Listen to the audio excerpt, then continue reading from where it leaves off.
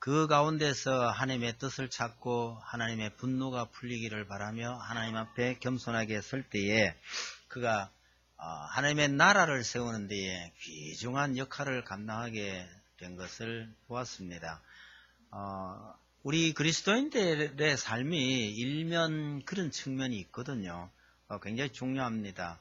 그런데 또 그런 얘기만 하면 우리 예수 믿는 사람들이 이 땅에서 너무 고달프게 사는 것만 같아서 제 마음이 좀 한쪽 구석에 약간 묵직한 부분이 있어서 그런 그 반대, 꼭 반대라고 하기보다가 조금 반대쪽에 있는 말씀을 하나 드리는 게 좋겠다. 그래서 좀 연관되어 있는 부분이 앞쪽으로 오니까 이 모비보셋의 이야기가 있어요. 모비보셋이 자기 삶을 돌아보면 너무너무 희망도 없고 절망밖에 없는 그런 삶이었었는데 어느 날 갑자기요, 이건 로또 당첨보다 더 큰 횡재가 들이닥치게 되는 겁니다. 그리스도인들의 삶 속에서는 또 이런 측면이 있어요. 그래서 조금 상반되기는 하지만 두 가지 측면을 다 좀 살펴보는 것이 좋겠다 싶어서 이 말씀을 드리려 합니다. 잘 아시는 내용이니까 간략하게 요약을 하겠습니다. 모비보셋은 어릴 적에 아버지를 잃고 두 다리를 절게 된 겁니다. 두 다리를 전다는 것은요, 고대에 사람으로서 아무런 구실도 할 수 없다 이런 뜻입니다. 고대에 이스라엘이 사람 수를 헤아릴 때 남자들만 헤아렸고 여자들은 수를 헤아리지 않았습니다. 아이들도 물론 헤아리지 않았습니다. 섭섭하게 생각할 건 없어요. 그 숫자를 헤아리는 주목적이 뭐냐 그러니까 전쟁이 났을 때 나가서 싸울 수 있는 사람의 숫자를 파악하는 거예요. 여자들이 전쟁에 나가서 싸우지 않았기 때문에 여자를 뺏는 거다 그렇게 보시면 됩니다. 그럼 두 다리를 저는 사람은요? 이 숫자에 안 들어가는 겁니다. 그러니까 아무 쓸모도 없는 인간이다 이런 의미가 담겨 있다는 걸 기억하시고 모비보셋이 그래 했지만 어릴 때는 여하튼 고난이 있었지만 왕궁에서 자랐습니다. 그러는 어느 날 자기 삼촌이 왕이었던 삼촌이 암살을 당해버리고 그 다음에 자기 할아버지의 원수라고 생각했던 그 다윗이 나라를 다 접수해 버립니다.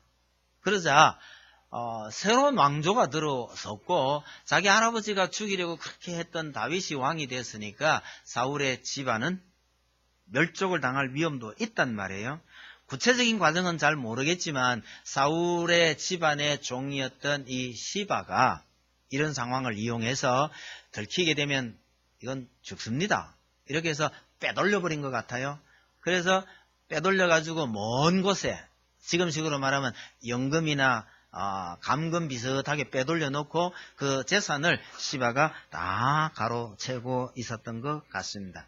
여하튼 종이었던 시바가 이들을 살도록 도와주는 척 하면서 모든 재산을 다 가로챈 채에 만약에 여기에 살고 있다는 것을 다윗 왕이 알게 되면 잡혀 죽을 수 있습니다. 이러면서 몰래 숨겨두었던 것 같습니다. 그렇게 해서 세월이 꽤 흘렀습니다. 그런데 어느 날 다윗 왕이 자신을 찾는다고 하면서 부른다고 하는 거예요. 그러니 모비보셋의 생각에는 들켰구나. 이제 죽는구나 싶어서 갔는데 세상에 자기를 왕자로 대우해 주겠다는 겁니다. 그리고 너희 아버지 때 가지고 있었던 모든 땅과 재산을 다 되찾아 주겠다는 겁니다. 어쩌면 제일 기쁜 것이요. 전에 우리 집 종이었는데 이 종이요 모든 것을 다 빼앗아가서 상전 노릇하고 시바가 나타나기만 하면 또 무슨 불길한 소식이 오는가 싶어서 두려워 떨었던 그 시바가 다시 종이 되었다는 거예요. 뒤에 보면요 이 시바에는 아들이 15이고 종이 20이고 이랬잖아요. 그러니까 이 왕족을 몰래 빼돌려가지고 감금시켜 놔놓고 자기가 왕처럼 살았단 얘기예요. 이 엄청난 변화를 모비보셋의 표현을 빌리면 뭐냐면 죽은 개 같은 죽은 개 같은 내가 왕자 중 하나처럼 됐다, 왕자처럼 변했다고 말하는 겁니다. 여러분, 죽은 개는 어디다 씁니까? 잘 모르겠습니다. 한국 사람 같으면 이게 상했나 안 상했나를 따져가면서 또 파먹는 수가 생길는지 모르지만, 이스라엘에서는 아무짝에도 쓸모없는 겁니다. 자기 자신을 표현하기를 죽은 개 같은 나를요, 왕자처럼 여겨 주신다고 했으니, 여러분, 이때부터 머비보셋이 어떤 마음으로 살았을 것 같으세요? 그 뒤에 풍파가 전혀 없는 것은 아닙니다. 다윗 왕이 반란을 당해서 도망을 쳐나갈 때 자기는 다리를 못 쓰니까 도망을 못 가거든요.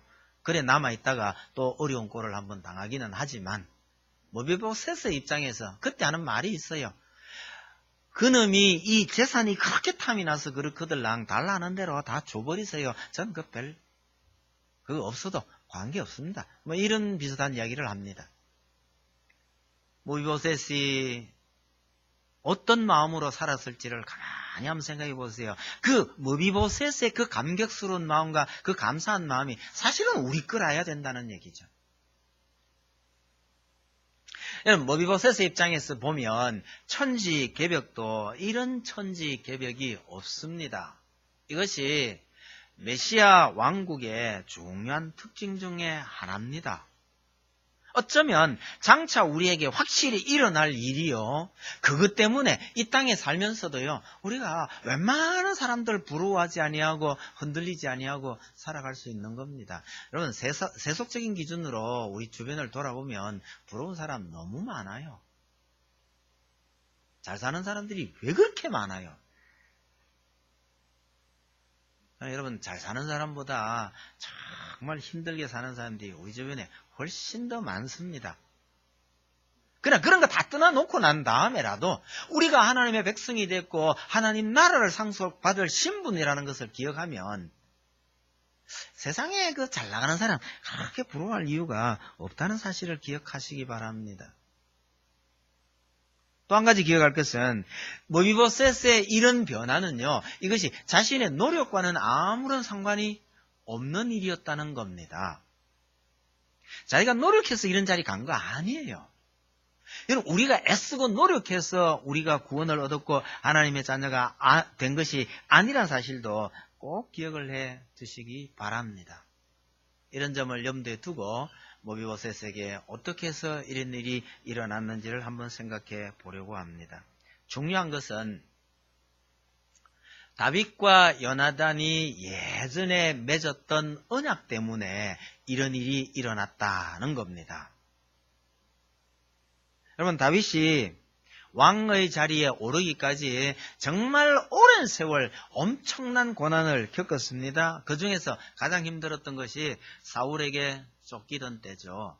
사울에게 쫓기면서 죽을 뻔한 적이 한두 번이 아닙니다. 그 사울이 죽었습니다. 끝났습니까? 아니요. 12지파 중에 겨우 유다지파, 딱 한 유다지파의 왕이 돼서 7년 반을 지냅니다. 편안하게 지낸 거 아니에요. 7년 반을 지내는 그동안에 다른 지파들의 왕이 돼 있던 사울왕의 다른 아들 이스보셋의 군사들과 함께 전쟁도 많이 치릅니다.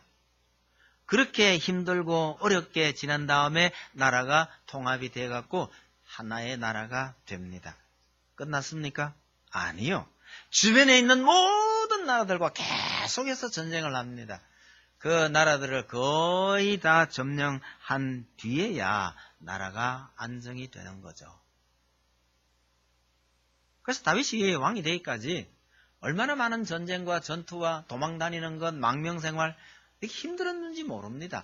그걸 다 끝내고 나니까 평안해지니까 그제서야 생각난 것이 요나단입니다. 맞아. 요나단 왕자가 나를 도와주지 않았더라면 오늘날에 이런 일은 있을 수 없는 거야. 오늘의 내가 있기까지 나를 도와줬던 그 친구. 그리고 요나단이 일찍 알았던 것 같아요. 나는 이렇게 해서 일찍 떠나더라도 내 자손들을 잘 부탁한다. 그렇게 부탁을 하고 갔는데 그동안 너무 많은 전쟁을 치르느라고 기억을 못했었는데 생각이 난 거예요. 그래서 후손이 있느냐고 알아봤더니 모비보셋이란 아들이 하나 있는데요. 절뚝발입니다. 절뚝발입니다 란 말을 묻지도 않았는데 갖다 붙여주는 것은요. 아무 소용도 없는 인간인데 그거 찾아서 뭐 하시겠습니까? 뭐 이런 뜻입니다. 그런데 다윗의 대답은요. 하나님의 은총을 베풀겠다고 하는 건데 내가 은혜를 갚겠다라는 의미가 아니에요. 하나님의 은총을 그에게 베풀겠다. 데려오라. 그러는 거죠.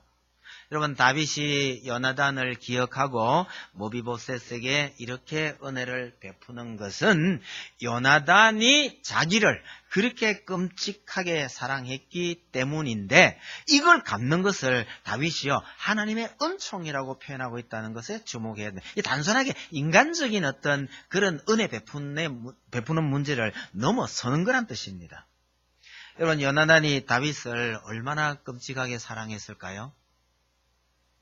요나단이 죽고 난 다음에 다윗이 그 조사를 읊을 때 쓴 말이 뭐냐면요. 내 형제 요나단의 사랑이 여인의 사랑보다 더 승하였도다. 이렇게 고백한 장면이 나옵니다. 여자가 남자를 사랑하는 거하고 남자가 남자를 사랑하는 거하고 여러분 어느 게 더 진할 것 같으세요? 잘 모르겠는데요 하시는 분은 크게 반성하시기 바랍니다. 그런 사랑 한번 제대로 못 받아보고 어떻게 살아요? 여자의 질투가 무섭다고 그러죠. 그걸 뒤집으면요. 사랑이 그렇게 지독하다라는 뜻입니다. 전 제가 어릴 때 우리 어른들한테 들은 얘기 중에 옛날 얘기 여자 무섭다 하면서 우리 어머니가 이야기해 주셨지 싶어요. 아주 옛날에. 결혼하려고 해서 날 잡아놓고 있는데 남편이 갑자기 죽었어요. 그래서 이 여자가 다른 남자와 결혼을 했습니다. 그리고 평생을 살았어요. 평생을 함께 살았는데 늙어마하게 그 남편이 카더랍니다. 당신 옛날에 결혼하려고 했던 그 남자가 왜 죽었는지 아느냐고요. 사실은 내가 당신하고 결혼하고 싶어서 내가 그 남자를 여튼 몰래 죽였다는 거죠. 평생을 함께 살았으니까 이제는 고백을 해도 되지 않겠냐고 했는데 그날 밤에 이 여자가 그 남자도 죽고 자기도 죽었더랍니다. 그러니까 여자는 알았던 것 같아요. 그걸 알고 원래 처음에 마음 줬던 그 남자의 원한을 갖겠다고 평생 이 사람의 아내로 살았다는 거죠. 저 우리 어머니한테 들은 얘기입니다.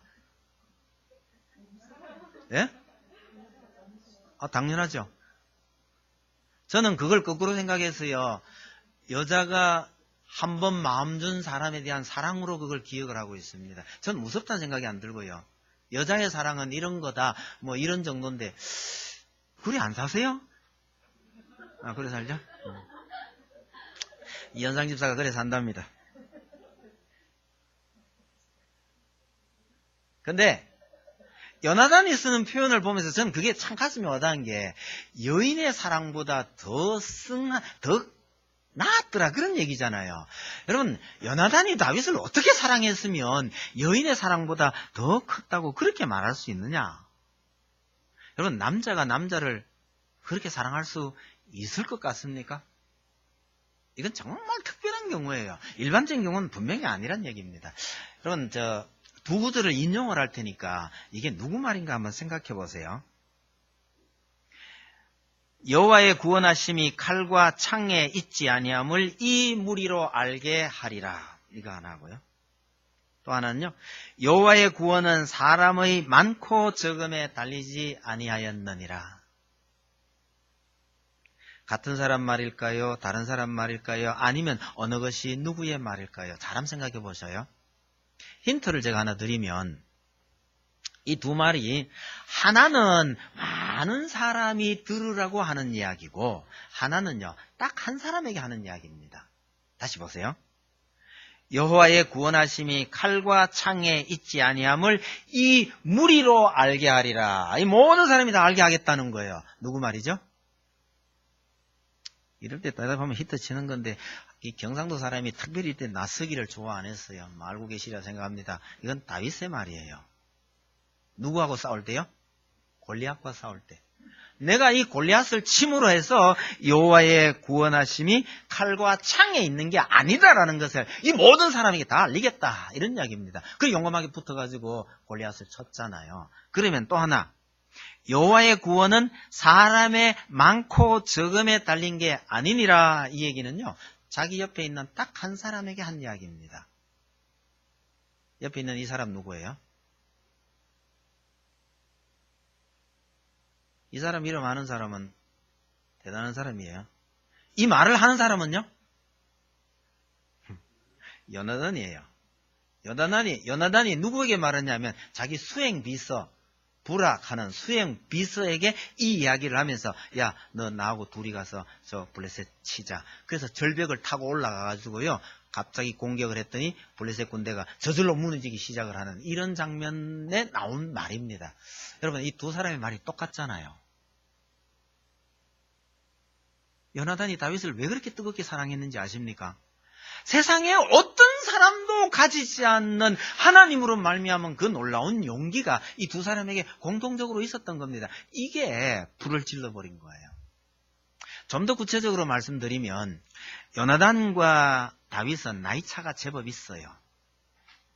요나단이 젊은 시절에 자기 아버지 사울이 왕이 되고 블레셋과 이 독립전쟁을 하다시피 할 때에 엄청난 수세에 몰렸습니다. 그런데 젊은 요나단이 볼 때요. 하나님을 믿는 우리가 저 하나님 알지 못하는 백성들에게 이렇게 당할 수 없다. 용기를 내가지고 쳐들어갔었는데 정말 대단한 승리를 얻었죠. 그런데 여러분, 우리의 믿음이라는 것이요. 그런 용기가 있잖아요. 평생 가는 건 아니더라는 사실을 기억하셔요. 이 놀라운 뜨거운 열정이요. 젊은 시절에 확 나가서 한번 하는데 그게 나이 들어 늙어서까지 그렇게 가는 건 아니더라고요. 믿음의 퇴보 아니냐? 아니요. 제가 볼 때 믿음의 퇴보는 아니에요. 근데 우리가 가진 믿음이 우리에게 나타날 때에 그 사람이 젊을 때냐, 나이가 좀 들었을 때냐, 생각이 많을 때냐에 따라서 이 나타나는 양상이 좀 차이가 있을 수 있다는 걸 보게 됩니다. 맞을 거예요. 젊은 시절에 요나단이 그렇게 용기를 냈었는데 세월이 좀 흘러갔습니다. 나이가 제법 됐던 것 같아요. 그런데 골리앗이 나타난 거예요. 여러분, 젊을 때 요나단 같으면요. 한번 나가서 붙어야 됐었는데 나이가 든 요나단이 되니까 그 믿음이 퇴보한 건 아닌데도 불구하고 요나단이 그렇게 나서지를 못하고 있더라는 거예요. 근데 들려오는 소식이에요. 다윗이란 젊은 놈이요. 이렇게 용감하게 갔다는 거예요. 딱 듣는 순간에 두눈 봐라. 내가 그 시절에 딱 그랬었는데 자기 자신을 보게 된 거예요. 그 말을 듣고 그 다윗을 보는 순간에요. 요나단의 가슴 속에 불이 확 일어버린 거예요. 그 순간에 그를 자기 목숨같이 사랑하게 되었다라고 성경이 말을 하고 있는 겁니다. 여러분, 혹시 어디 갔다가 보면 참 답답한 일 많은데 말이 통하는 사람 한 사람을 딱 만나면요. 굉장히 반갑습니다. 참 좋은 친구 되겠구나. 뭐 이런 얘기하면 또 무슨 섬싱이 있었냐 이런 얘기 잘 하시는데 대학 다닐 때 참 예쁘장하고 똑똑하고 나를 아주 잘 따라줬던 그 후배 여학생이 하나 있었어요.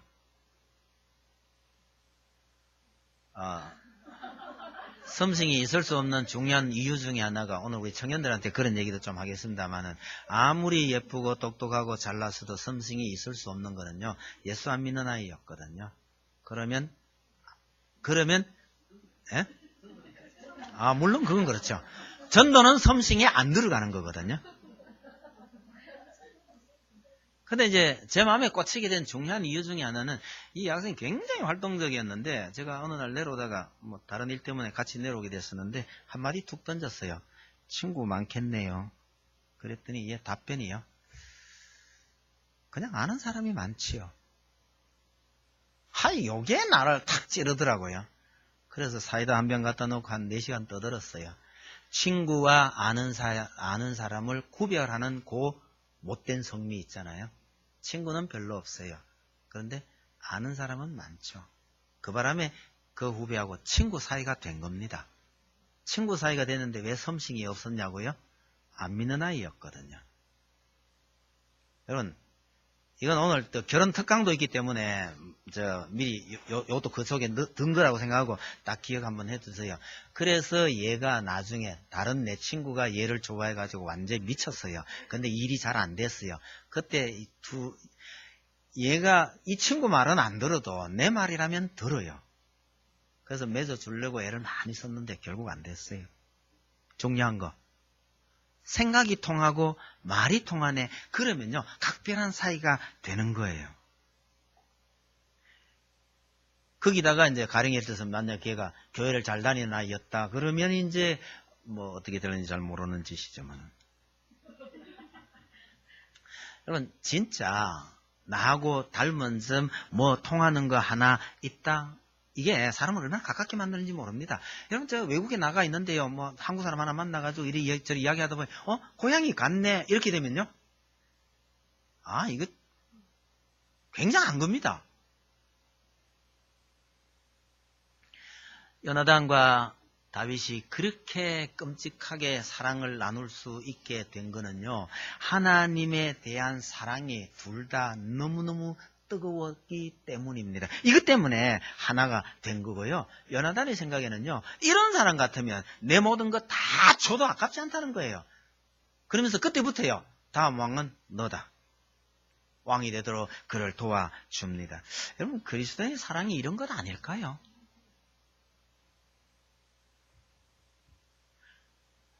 얼마 전에 문제가 많은 부부들이 텔레비전에 나왔는 것 같아요.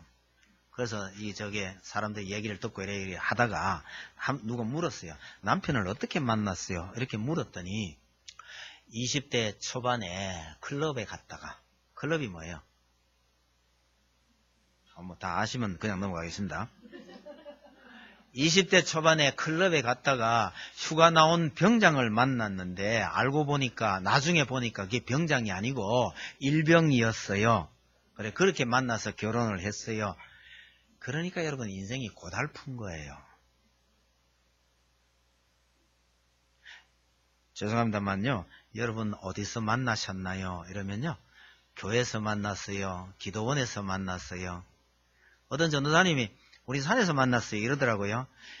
아니 전도사가 열심히 공부하고 뭐 해야 될 건데 산에 돌아다니면서 만나니까 앞으로 인생 위에 꼬이려고 가냐. 아, 산에 기도원이 있었거든요. 그래, 기도원 갔다가 나는 내려오고 여기는 올라오고 이러다가 뭐 만난 거니까 산에서 만났다는데, 어쨌거나 둘 다 기도원 가는 길입니다. 아, 그럼 괜찮은 것 같아요. 여러분, 어떻게 만났느냐고 했을 때에 좋은 만남의 기억이 있으면요. 그 다음 관계도 그만큼 좋아질 소지가 많다고 생각하시면 될 듯 합니다. 젊은 아가씨들이 빌빌거리는 남자보다는 박력 있는 남자를 더 좋아하죠. 그죠? 그래서 참 주의해야 됩니다. 이 박력이 장점인지 단점인지 그건 알 수 없는데요. 잘못하면요. 그 박력이 결국은 눈티가 반티가 되는 걸로 돌아옵니다. 참 조심해야 돼요. 연애할 때 처녀총각 시절에 박력이 있다. 그게 나중에 눈티가 반티가 될 수 있다는 거 기억을 하시고요. 또 있잖아요. 우수에 젖어 말없는 모습이 너무너무 아름다웠던 사람이 있어요. 혼자 우수에 젖어 말없이 창을 내다보고 있는 그 모습에 끌려가 결혼을 했는데 결혼하고 평생을 사는데 이분한테 우리 사촌 자형 두 분이 만나가지고 싸우는데요. 둘이 만나서 싸우는데 이러고 있습니다. 그러니까 사촌 누나들이에요, 둘 다. 한 사람은 평생 말이 없는 사람이고 한 사람은 평생 말이 너무 많은 사람이에요. 둘이 자형이 만나가 싸우는데 나도 못 살겠다, 니도 못 살겠다 하는데 여러분 누가 이긴 것 같으세요? 말 많은 게 나을까요? 말 없는 게 나을까요? 말 많다고 불평하던 자형이 졌습니다. 차라리 말 많은 게 낫더래요. 근데요, 말 없는 그 자형, 그는요, 시골에요, 손님이 집에 와도 입을 안 떼. 미치겠더라는 거예요. 차라리 실수할 때 실수하더라도 나가가지고, 이게 오만 아양을 떨든지 말을 너무 많이 하는 게, 그래도 형님, 그게 낫습니다. 하더라고요. 우수에 젖어 사색에 빠진 듯한 처녀, 너무 좋아하지 마세요. 말만 해야 된다고요? 이현상 집안은 그만하면 충분합니다. 저 딴 얘기 하려는 게 아니고, 진짜 무엇 때문에 이들이 그렇게 좋아하게 됐느냐 그러니까 하나님에 대한 열정과 하나님에 대한 그 사랑 때문에 두 사람이 이렇게 하나가 된 거, 이게 너무너무 아름답고 복된 거다라는 이야기입니다. 여러분, 여기서 우리가 만난 지 얼마 안 되고 뭐 이전에 얼마만 돌아가면 전혀 모르던 사이이지만 하나님 때문에 우리가 여기에 모여서 참 죽고 사는 뭐 이런 한 형제가 됐다. 이게 복되다는 이야기입니다. 여러분, 요나단이 다윗을 얼마나 사랑했는지를 한번 보십시다. 아버지가 다윗을 죽이려 할 때요, 요나단이요, 그걸 말려요. 그 위기 때마다 도대체 다윗이 잘못한 게 뭡니까? 다윗을 변호하고 했더니 결국 아버지가요, 자식을 죽이려고 덤빈 적조차 있습니다. 아버지가 요나단을 죽이겠다고 창을 던진 적도 있다는 사실입니다. 아버지가 다윗을 죽이려는 것이 한때의 착각이 아니라 정말 의도적이라는 것을 확인한 후에는 안 되겠다. 너 도망가거라. 그래서 도망 보냅니다. 가면서 하나님이 너와 함께 하실 것이고 하나님이 너를 지키셔서 반드시 너로 하여금 왕이 되게 하실 것이다. 그러면서 당부한 게 훗날 내 자녀들, 내 후손들을 부탁한다. 그런 얘기합니다. 이 장면은 조금 확인 한번 하고 지나가십시다. 사무엘상 20장 한번 보세요.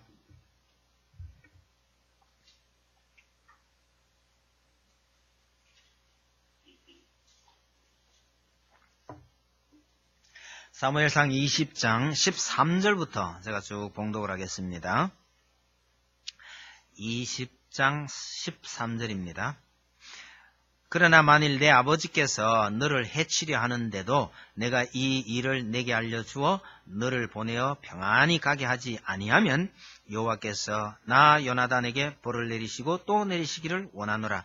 여호와께서 내 아버지와 함께 하신 것 같이 너와 함께 하시기를 원하노니 너는 내가 사는 날 동안에 여호와의 인자심을 내게 베풀어서 나를 죽지 않게 할 뿐 아니라 여호와께서 너 다윗의 대적들을 지면에서 다 끊어버리신 때에도 너는 내 인자함을 내 집에서 영원히 끊어버리지 말라 하고 이에 요나단이 다윗의 집과 언약하기를 여호와께서는 다윗의 대적들을 치실지어다 하니라. 17절요. 다윗에 대한 요나단의 사랑이 그를 다시 맹세하게 하였으니 이는 자기 생명을 사랑함 같이 그를 사랑함이었더라.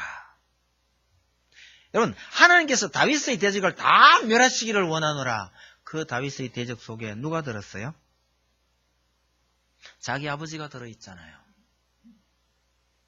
그렇게 해서 다윗을 도망가게 만듭니다.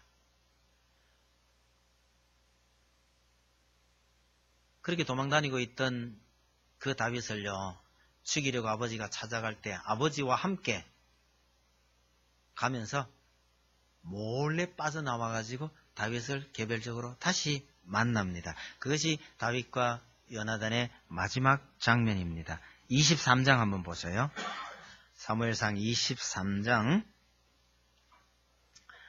16절 17절. 사울의 아들 요나단이 일어나 수풀에 들어가서 다윗에게 이르러 그에게 하나님을 힘있게 의지하게 하였는데 곧 요나단이 그에게 이르기를 두려워하지 말라. 내 아버지 사울의 손이 내게 미치지 못할 것이요 너는 이스라엘 왕이 되고 나는 내 다음이 될 것을 내 아버지 사울도 안다 하니라. 여러분, 이게 대단한 겁니다. 아버지가 다윗을 잡으려고 나갔는데 여기서 살짝이 빠져나가지고 개별적으로 만나가 하는 얘기가 뭡니까? 네가 다음 왕이라는 거예요. 이건 들키면 죽을 수도 있는 문제입니다. 좋게 말하면요, 요나단은요, 다음 왕의 자리까지도 다윗에게 양보한 겁니다. 절대로 쉬운 거 아닙니다. 요나단은요, 어떤 정치적인 계산을 깔고 한 게 아닙니다. 그럴 수밖에 없는 사정이 있어서 왕의 자리를 넘겨준 것도 아닙니다. 오늘날 우리가 아는 아름다운 양보 뭐 이런 거 있죠. 뭐가 생각이 나는지 모르겠습니다. 아름다운 양보. 서울시장 생각이 나세요? 여러분, 겉으로 드러나는 것은 참 아름다운 양보인데요. 이면을 좀 알아보고 들어가 보면 신문에 나지 않는 뒷 얘기들이 참 많아요. 사람들의 양보나 선한 행위 속에는 그런 게 너무 많아요. 근데 요나단은요, 어떤 그런 정치적인 계산이나 피치 못할 사정이 있어서 그에게 너가 다음 왕이다라고 왕의 자리를 양보하는 게 아닙니다. 딱 하나, 하나님의 뜻이 너에게 있고 하나님께서 이렇게 작정하셨다는 걸 알기 때문에 그 뜻에 기꺼이 순응하는 겁니다. 우리는 왕의 자리가 얼마나 좋은지 잘 모르잖아요. 그런데 다른 사람들이 하는 거 보면 좋긴 좋은 것 같아요. 그냥 한 5년짜리, 4년짜리 대통령 한번 해볼 거라고요. 아니, 대통령까지는 놔두고요. 시의원 한번 할 거라고요. 그 동네 사거리 나와가 아침부터 이러고 있는 거 보면 왜 그렇게 하고 싶으나 이런 생각이 들기도 해요. 그런 판국에 어떻게 왕의 자리를 넘겨주느냔 말이에요. 여러분, 요나단의 눈에는 하나님에 대한 뜨거움과 하나님에 대한 사랑 외에는 아무것도 보이는 게 없는 거예요. 요나단은 이 경우에도요, 사랑에 빠지면 눈이 먼다는 말이 맞아요. 문제는 어떤 사랑에 빠지느냐, 누구에게 빠지느냐가 중요한 것이지, 여하튼 사랑에 빠지면 눈에 보이는 게 없답니다.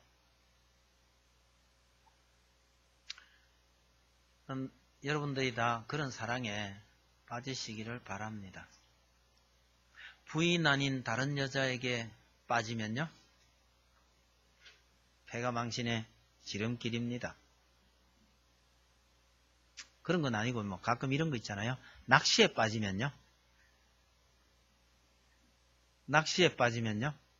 여러분, 낚시에 빠진 사람이 얼마나 부지런한지 아십니까? 말도 못하게 부지런해요. 왜 고개를 흔드세요? 부지런한 건 맞다니까요. 낚시에만 부지런해요. 근데 요 낚시에서 한 발짝만 벗어나면요, 게을러 터진 건 말도 못해요. 어디엔가 빠지게 되면 진짜 눈이 머는데, 여러분, 하나님에게 꽂히시기를 바랍니다. 하나님의 빠져가지고요, 눈이 멀 정도가 되시기를 바랍니다. 여러분, 젊은 시절에요, 하나님 때문에 제 애인을 잃어버렸어요. 이런 일이 있을 수 있는지 없는지 잘 모르겠지만, 그 말 들은 하나님은 뭐라고 하실 것 같으세요? 안 갚아주실 것 같으세요? 구체적인 얘기는 청년들하고 할 거니까 미뤄둡시다. 여러분, 다윗을 사랑한 요나단의 눈에는요, 진짜 하나님 외에 보이는 게 없어요. 그걸 잘 드러낸 찬송가가 세상과 나는 간 곳 없고 하는 거죠. 뭔만 보여요? 세상과 나는 간 곳 없고, 세상도 안 보이고 나도 안 보여요. 오직 눈에는요, 구속한 주만 보이도다, 이 찬양이잖아요. 여러분들 삶 속에 이런 모습이 좀 있기를 바라는데, 다윗을 사랑한 요나단의 사랑이 이러했다는 겁니다. 그렇게 다윗을 사랑한 요나단의 결과, 아니면 요나단의 업적, 아니면요, 요나단이 무슨 복을 받았느냐를 생각해 봅시다. 여러분, 요나단의 사랑과 격려와 돌봄에 힘입어 결국은 다윗이 왕이 되고요. 이스라엘 역사에서 가장 처음이자 마지막인 가장 강력한 나라를 세워 나갑니다. 그러나 다윗의 나라는 이 땅에 세워질 하나님의 나라를 상징할 뿐입니다. 예수님께서 이 땅에 오셔서 건설할 메시아 왕국을 상징적으로 보여주는 것이죠. 그래서 다윗이 받은 약속 중에는 다윗의 위가 영원하리라, 쉽게 말하면 다윗의 왕자리가 영원하리라라는 약속을 받게 됩니다. 그러나 참 오래 가긴 오래 가죠. 오래 가지만 그래도 결국은 망하잖아요. 없어지잖아요. 이 다윗의 위가 영원하리라라는 이 약속은 결국은 상징이에요. 뭐요? 예수님께서 영원히 왕노릇 하실 것이라는 것을 상징적으로 보여주는 말씀입니다. 다른 나라에 비하면 비교적 오래 갔었지만 그러나 그건 역시도요, 예수님을 향한 하나님의 약속과 연결되는 것인데, 이런 나라를 이 땅에 세우겠다고 할 때 그 상징으로 세워지는 나라가 다윗의 나라인데, 이 다윗의 나라가 튼튼한 기초가 바로 요나단이었다라는 사실입니다. 말하자면 이런 나라를 세우는 데 있어서 요나단이 기초를 제공한 셈이 됩니다. 화려하게 세워진 웅장한 건물이 사람들에게는 그 건물만 보이지만 그 건물이 그런 모습으로 써있기 위해서는요, 눈에 보이지 않는 든든한 기초가 있어야 하는데 이 역할을 요나단이 했다는 겁니다. 요나단은 제가 개인적으로는요, 다윗보다 더 위대한 인물이라고 여기는데도 불구하고 이 땅에서의 삶은 참 불행한 것처럼 보입니다. 전쟁터에서 그 불행했던 아버지와 함께 결국 죽었으니까요. 그러나 여러분, 천국에서는 이런 사람이 더 큰 자라고 예수님께서 말씀하셨다는 걸 기억하시기 바랍니다. 천국의 평가는 또 달라질 것이고, 하나님의 나라에서 하나님은 요나단에게 엄청난 은혜를, 아니면 엄청난 복을 허락하실 거라 믿습니다. 그래서 사람들이 다윗과 요나단이라는 표현을 잘 쓰죠. 전에 무슨 가수 이름들도 그게 있었던 걸로 제가 기억을 하는데요. 다윗과 요나단이라는 평을 잘 썼는데 저는 항상 거꾸로 부릅니다. 요나단과 다윗이 맞아요. 나이도 요나단이 많아요. 지위도 요나단이 높아요. 사랑은 내리사랑입니다. 요나단이 다윗을 사랑한 거예요. 그런 의미에서 요나단과 다윗입니다. 요나단의 희생 덕분에 다윗이라는 꽃이 피어난 겁니다. 그러니 모미보셋의 횡재도요, 요나단의 사랑과 그 희생 덕분에 피어난 것입니다. 우리가 하나님의 자녀가 되고 구원이라는 놀라운 복을 받게 된 것도 하나님 아버지의 사랑과 예수 그리스도의 희생으로 말미암아서 우리에게 주어진 것입니다. 우리가 모비보셋처럼 감사하며 살아야 할 이유가 충분히 있는 겁니다. 하나님 나라를 상속하게 된 하나님의 자녀인 우리가 이 땅에 살면서요, 너무 자잘한 일에 그렇게 흔들리지 않기를 바랍니다.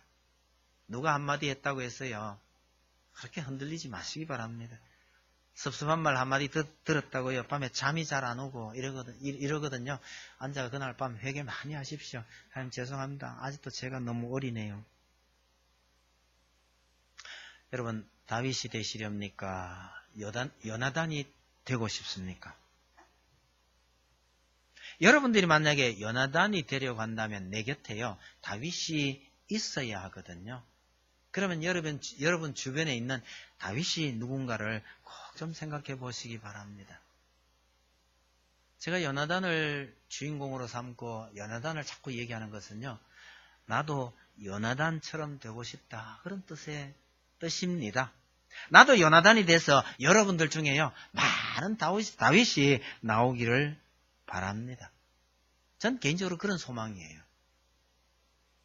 다윗도 중요하고 요나단도 중요합니다.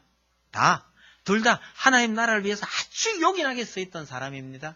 중요한 것은 그들이 그렇게 될 수밖에 없었던 것은 하나님에 대한 뜨거운 사랑이 있었기 때문입니다. 하나님에 대한 사랑이 이들로 하여금 아름다운 우정을 꽃피우게 됐고요. 척박한 땅 로드발에 살고 있던 절름발이 모비보셋을요 왕자의 자리로 이끌어낸 겁니다. 로드발이라는 지명도 한번 생각해 보실 필요가 있습니다. 히브리 말에 앞에 로가 붙었으면요 부정어입니다. 아니란 뜻이에요. 로암미, 로루아마 할 때 이 로가 부정어입니다. 아니란 뜻이거든요. 드발이라는 것은 목초지를 의미합니다. 로드발, 풀이 없는 곳이란 뜻이에요. 목초지가 없는 곳. 여러분 이스라엘 땅에서 풀이 없는 땅이라는 것은 아무짝에도 쓸모없는 땅입니다. 그 쓸모없는 땅에 다리 두 개를 못 쓰는 사람, 이건 이중적으로 아무짝에도 쓸모없다는 뜻입니다. 그 로드발의 절름발이 모비보셋이요 왕제의 자리로 나아갔다는 것은 엄청난 변화를 보여주는데, 이것이 그의 아버지 요나단과 다윗 사이에 있었던 사랑 때문이었다는 거예요. 그렇게 해서 왕자가 되고 그 모비보셋 이야기는 끝이 납니까? 아들 하나 있었다는 얘기를 그 2장 그 끝에 보면 딸랑 붙어 있거든요. 미갈이란 아들이 하나 있었다는 걸 써준 이야기는요. 역대기가 보면 이 미갈의 후손들이 크게 번성하면서 일꾼들이 많이 나옵니다. 그러니까 그 후손들이 크게 번창했다는 것을 보여주는 거죠. 이 놀라운 복은 모비보셋의 숙으로 말미암은 것이 아닙니다. 그의 아버지 요나단의 하나님에 대한 사랑이 그렇게 만든 겁니다. 우리를 향한 아버지의 사랑, 우리를 위해서 희생하신 예수 그리스도의 사랑, 이것을 믿고 그분의 자녀가 된 우리에게 어떤 복이 임할지를 모비보셋을 통해서 우리에게 보여주는 겁니다. 여러분 예수를 알지 못하고 살아가는 이 세상의 모든 사람들의 삶이 바로 로드발, 모비보셋의 삶입니다.